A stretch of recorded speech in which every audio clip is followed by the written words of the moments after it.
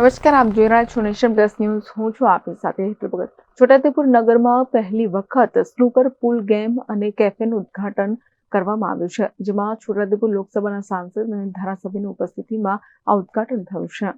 છોટાઉદેપુર નગરમાં પહેલી વખત સ્નૂકર પૂલ ગેમ અને કેફેનું ઉદ્ઘાટન છોટાઉદેપુર લોકસભાના સાંસદ જસુ રાઠવા, ધારાસભ્ય રાજેન્દ્રસિંહ રાઠવાના હસ્તે ઉદ્ઘાટન કરવામાં આવ્યું, જેમાં સાંસદ અને ધારાસભ્ય સાથે તાલુકા પંચાયતના પ્રમુખ કલ્પનાબેન રાઠવા, પૂર્વ સાંસદ નારાયણ રાઠવા, બરોડા ડેરીના ડિરેક્ટર સંગ્રામસિંહ રાઠવા, એપીએમસીના ચેરમેન મુકેશ પટેલ, તાલુકા ભાજપ પ્રમુખ રસિક રાઠવા, પૂર્વ પ્રમુખ કાળુ નાયકા, નગરપાલિકા પ્રમુખ મંજુલાબેન કોળી સહિત આગેવાનો અને આયોજકો ઉપસ્થિત રહ્યા હતા અને ઉદ્ઘાટન કરવામાં આવ્યું હતું.